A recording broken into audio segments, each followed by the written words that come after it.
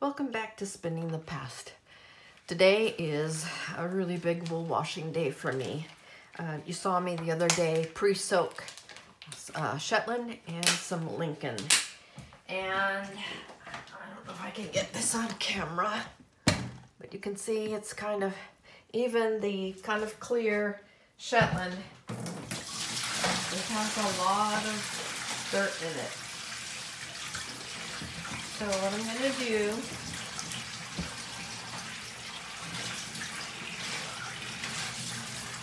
going to get that out.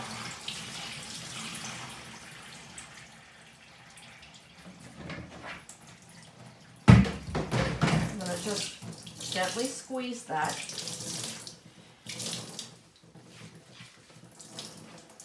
It looks cleaner already. If I needed to drain this more, I would put it in something like this, dry, just dry, like as a little holding pen before I do the next step. Because how many, I could have like up to 6 pails going at the same time.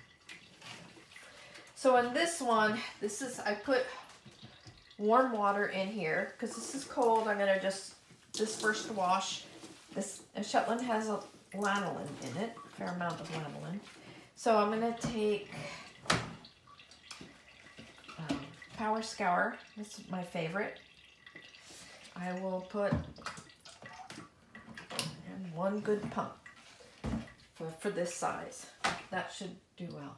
Now there is this product called Fell's Naphtha. I just got it at my local grocery store. It's with the stain or items.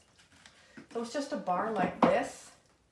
And if you were just doing a couple of locks at a time, I mean, you don't have to go through this whole process. So if you just wanted to see what, and I do this as well, if I want to take a couple of pieces out from the fleece and I can just do a quick hand wash and I kind of want to see how it behave, I want to see how nice and bright it gets, then I will put the locks here, dampen them, put that on there, kind of do that, and then I rinse it, and then I roll it in a little towel, and then I can see, you know, that's a really, really quick wash. This will get out grease really well, so I do it with, if I have merino, again, I'm just doing super fine spinning, and I just need a couple of locks. You don't need to go through this whole method.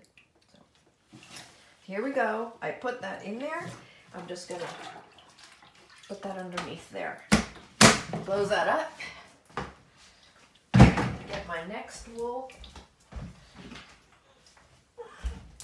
And if you remember, I don't know if the camera's gonna show this. I'll put it in this white thing.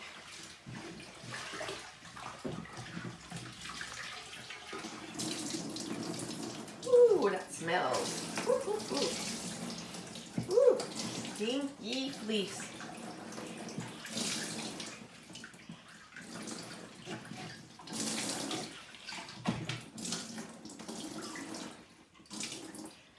So I am going to just put this here.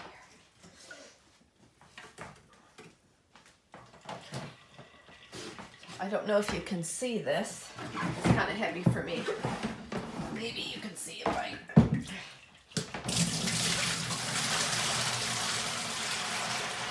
It's just brown, deep brown. And that's just a pre-soak. So this one I'm working on right now is Lincoln. The other batch right there was Shetland, and this is Lincoln. They're really distinct in their lock formation, so I remember which is which. So there it goes down. I keep one of these in my sink. If there's any stray wool, I really don't want to clog, so I just do that. I'm going to just do a little rinse. I'm going to take my, I already had got this ready. This is some warm, just some warm water for the Lincoln, and I'm going to put in a glob of that, and this in here. And I'm gonna let it soak. Now this time, I'm not gonna have a kind of a day pre-soak. I'm gonna kind of, not set my timer, but for about 20 minutes. I'm gonna let it do its job in 20 minutes. Can you see? I don't know if this comes on camera or not. You see that yucky stuff? Well, we don't want to spin or touch that. So now I have two that are soaking for 20 minutes. So what do I do now? If I had my other pails here, I could, you know, if I have a lot of fleece to do, but I might need those pails for the second wash. I can go ahead with the empty pails now and refill those. It's a little early because it's 20 minutes out, but maybe 5 minutes before that time, I will fill the pails so then I can rinse it or let it drip dry, get that other pail out, and immediately goes into the second one. So you can see, you know, it's kind of 20 minutes, 20 minutes, 20 minutes. I think the Lincoln's going to take a bit longer, though. It just was kind of dirtier to start with. But that's just, well, we'll see. You know, the magic of power scour and water and everything. Who knows? Hopefully it won't be that long because I have about 10 pounds. That's my goal. 10 pounds to get done this day. And, you know, like I said, if I had 9 pails or something like that, then I could, you know, have 3 that are soaking in their wash, and I just developed a little rhythm. Again, this is for somebody who just has one utility sink.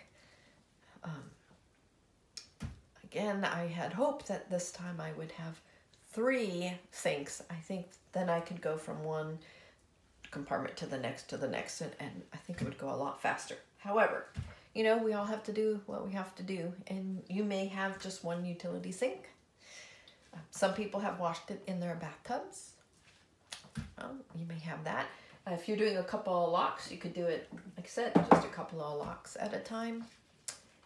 You could do it in your kitchen sink, though you have to really, really, really clean it out well, like Ajax it, bleach it really well. That's why I like a utility sink. I don't want to mix the dirt and nastiness of the sheep in my kitchen and my cooking area. That's just for me a no-no, but I've heard people do that. I might do in my bathroom sink a couple of locks of the merinos, though, with the Fleece naphtha, because a couple of locks is not getting a lot. And then again, I always bleach everything afterwards. And so that, I just wanted to do a really short video today. I really don't have much more time to do YouTube, and I wish I had some sort of editing software, then I could stop this and then show you the next stage and the next stage, and I'm not exactly sure. I know people do it, but I don't know how they pause things and then they pick up. I'm not sure. Another thing I wanted to warn you about, I was wrestling with some rose bushes this morning. So I got little dings on here. And what I did, I cleaned it up really well, and then I put a liquid bandage on it.